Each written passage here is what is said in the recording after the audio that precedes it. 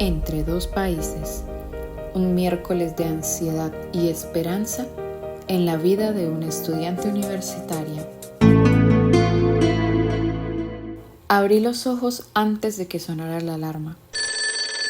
Eso ya se había convertido en una costumbre desde hace un tiempo. Aún era temprano, ni siquiera se asomaban los rayos del sol por la ventana.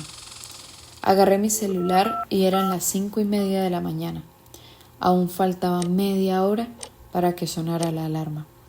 Por ello, apreté los ojos lo más que pude, pero rendida no logré dormirme de nuevo. Así que, tras unos minutos en la cama, a las 5:50 me levanto de la misma, aprovechando la oportunidad para levantar a mi hermana, quien dormía conmigo cada noche. Mientras ella ocupaba el baño de primera, yo aprovechaba la oportunidad para hacer mi almuerzo y mi desayuno del día. Era miércoles y yo detestaba los miércoles. Significaba ver clases con la profesora que más ansiedad me causaba. Finalmente me acerco a la nevera y saco las sobras del almuerzo de ayer, arroz, papa y chuleta, y me dispongo a calentarlo en la estufa. Durante ese proceso me sorprendía no haber recibido un mensaje de mi madre. Ya eran las 7, una hora menos que en Washington, D.C., lugar donde ella se encontraba. Se supone que ya debió empezar a trabajar. En ese momento creí que estaba muy afanada, así que traté de no preocuparme por ella. Ya con la comida lista, me metí al baño para bañarme. Ya se me había hecho un poco tarde, eran las 7:30 y yo entraba a clases a las 10, pero tenía en cuenta que yo tardaba 1 hora y media en llegar a la universidad. Mientras sentía cómo el agua helada recorría mi cuerpo, trataba de concentrar mis pensamientos en aquel día. Estaba temblando, pero no era por la frialdad del agua, sino por el terror inexplicable que me daba como todos los miércoles. Al salir del baño, me dirigí hacia el armario para colocarme la ropa que había escogido la noche anterior. Un pantalón azul, una camisa de los Rolling Stones y unos tenis bastante cómodos, algo muy usual en mí. Después de cambiarme, recojo las cosas rápidamente y saco mi moto de la casa. Seguidamente, conduzco hasta un estacionamiento que se encuentra cerca de la frontera entre Colombia y Venezuela. Estaciono, le pago al señor que se encuentra ahí y me dispongo a caminar. Eran las 8:20 y hacía un sol tan fuerte que apostaba que podría derretir 20 kilos de hielo en menos de un minuto. Caminaba lo más rápido que podía, no miraba atrás. Había mucho ruido, vendedores ambulantes, autoridades, vehículos, carretilleros e incluso rateros, pero yo no tenía miedo. Nunca lo tuve en realidad. Ya al cruzar ese infinito puente que llegaba al territorio colombiano, podía ver toda la miseria que algunas de las pendejas que estudiaban conmigo nunca podrían ver, ya que ellas eran tan privilegiadas y antipáticas que no se detenían a observar el dolor y sufrimiento ajeno. Solo eran chicas superficiales que les interesaba verse bien. Al llegar al lugar, un niño de no más de 11 años se encontraba gritando. Por ende, me monté en el camión que se encontraba al frente de él y allí me dispuse a poner mis audífonos y colocar mis canciones favoritas. Algunas de ellas me recordaban tanto a la persona que había amado y que aún amaba. Simplemente trataba de ignorar el hecho de lo mucho que esas canciones me lastimaban, pero una vez leí en algún lado que cuando lo único que te queda de alguien es el dolor, no lo quieres soltar. Ya el camión había pasado parte del municipio de Villa del Rosario. Por ende, se encontraba lleno de gente a reventar. Cuando pasaba cerca de Lomitas, vi que se montó una de las compañeras de clase a la que más aprecio le tengo. Charitol me saludó a lo lejos, ya que ella se encontraba de pie casi en la entrada del camión y yo sentada al final. Llegando a la avenida Gran Colombia, Charitol se sentó cerca de mí y empezamos a charlar sobre unos talleres que la profesora no había entregado. Faltaban 10 para las 10 y habíamos llegado al hospital, la parada más próxima a la universidad. De ahí nos dirigimos hacia allá y entramos al salón, no sin antes saludar a los compañeros que ya se encontraban allí. Al llegar, la profesora inició la clase. Ahí nos asignó una noticia a cada uno y nos dio un tiempo aproximado para redactar. Afortunadamente yo sabía sobre la noticia que me había tocado, pero otros compañeros no tenían la misma. Después de entregar ese taller y haber terminado esa clase, todos salimos del salón. Yo sentía un dolor de cabeza, que tenía miedo de desmayarme. Mi hiperinsulinismo no era algo que me ayudara mucho por el momento, así que me dirigí a uno de los pasillos de la universidad donde me dispuse a almorzar antes de que iniciara la siguiente materia. Ya había terminado la primera clase, la cual era el curso que más ansiedad me causaba, así que sentía que dentro de todo ya había liberado una carga. Ya se acercaba la 1 de la tarde. Yo reía con mi grupo de amigas, unas chicas que hacían mucho más agradable mi estancia dentro de la universidad. Teniendo en cuenta los comentarios xenófobos de otros compañeros, ellas me hacían sentir que podía contar con ellas y que era seguro estar a su lado.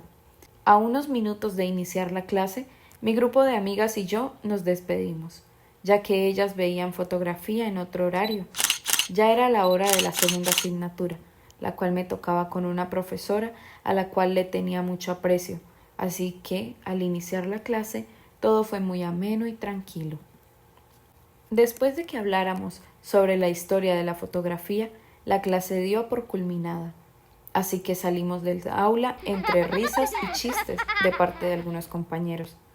Ya eran las 3, por ende, todos los chicos de mi semestre se tendrían que retirar, menos yo. Yo, que había tomado la sabia, o no sé si muy imbécil, decisión de adelantar la materia de economía, la cual no me gustaba mucho, pero igual tenía que verla. Eran las 4 de la tarde, y veía rostros con los que no convivía a diario a mi alrededor. Los chicos de cuarto semestre, en su mayoría, no eran muy agradables. Solo una chica que cada vez que la veía me saludaba con mi nombre. Hola Ivana, ¿cómo estás? Y una amable sonrisa. Yo siempre le respondía el saludo, aunque sinceramente, y con mucha pena, yo no sabía ni cómo se llamaba. Las 2 horas de clase se me hicieron eternas, una tortura total ver números y estadísticas para un estudiante que generalmente estudia comunicación social para no ver matemáticas. La verdad, yo no prestaba mucha atención a la clase. Sin embargo, algo que heredé de los alcohólicos de mis tíos es su audacia y capacidad de adaptación a cualquier situación. Así que me iba generalmente bien analizando el por qué el costo de oportunidad de 5 vacas es mayor al de 120 semillas de girasol. Ya al terminar economía, salí del salón y me dispuse a caminar hacia la salida. Cuando ya iba llegando, vi el cielo y dije para mis adentros, maldita sea, es la hora pico. Eso significaba que las busetas iban llenas y yo tendría que ir de pie mínimo hasta el puente de Lomitas. Al llegar a la parada del bus, a lo lejos vi un letrero rojo y grande que decía Rosario La Parada. ¡Esa es la mía!, fue lo primero que pensé.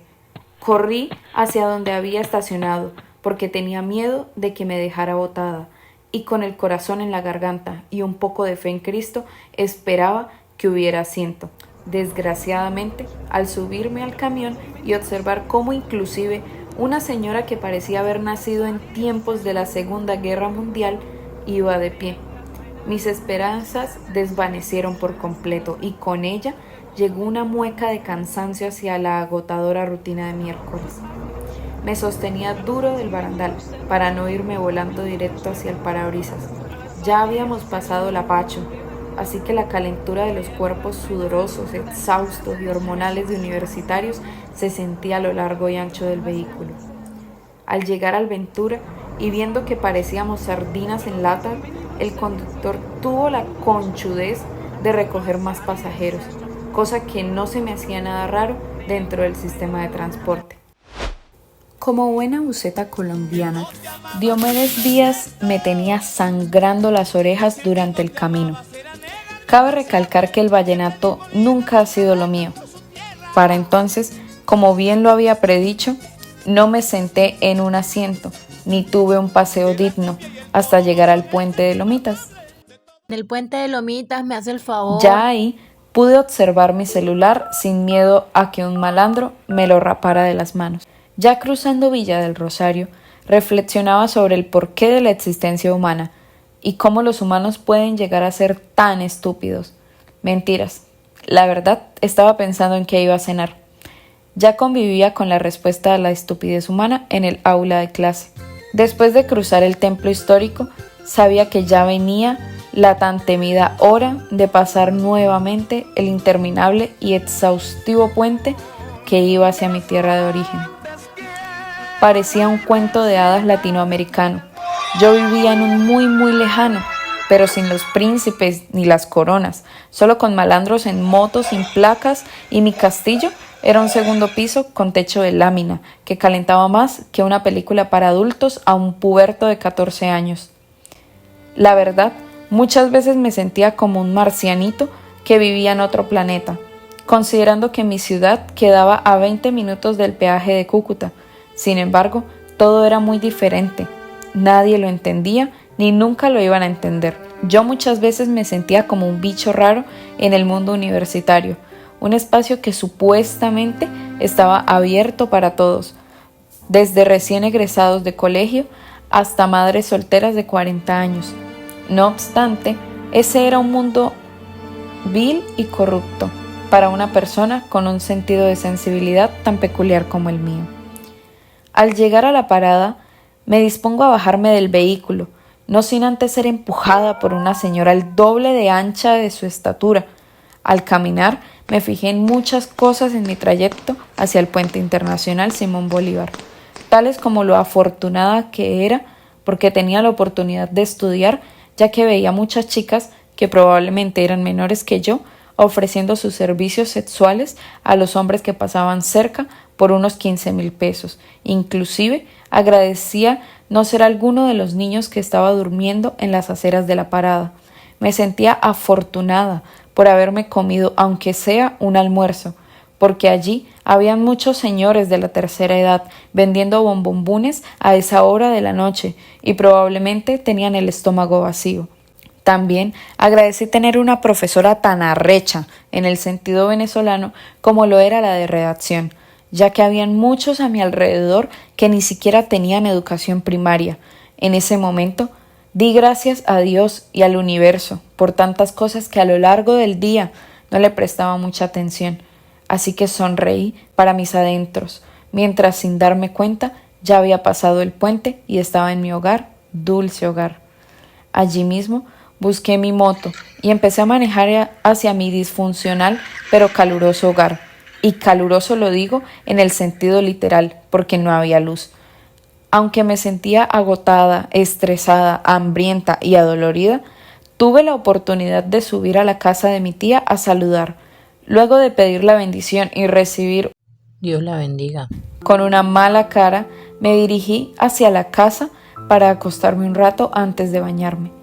Ya en la casa, y siendo aproximadamente las 8 de la noche, revisé tranquilamente mi teléfono y vi un mensaje de mi mamá que decía: Dios te bendiga, hija, te amo. En ese momento, como cada vez que me siento triste, entendí que a pesar de lo sola, deprimida o ansiosa que me sienta, siempre tendré a personas que me aman. Ningún vacío emocional será tan grande como para mi misión de vida: amar y ser amada, ser feliz y hacer feliz. Así es un día normal de mi vida, lleno de contrastes y emociones diferentes, lleno de angustia, desilusión y soledad, pero sobre todo lleno de personas que hacen de mi vida algo que merezca vivir, que me demuestren que no soy un bicho raro, sino alguien con sus particularidades que la hacen especial. Finalmente me bañé y la verdad, no comí porque estaba muy cansada para hacer comida, pero a pesar de que tenía el estómago vacío, tenía mi corazón lleno, porque entendía que todo es un proceso y que por más perdida que me sienta, siempre habrá soluciones para cada uno de mis temores. Ya rendida, cierro mis ojos mientras me sumerjo en el dulce recuerdo de la historia de amor que una vez me hizo vivir y morir al mismo tiempo.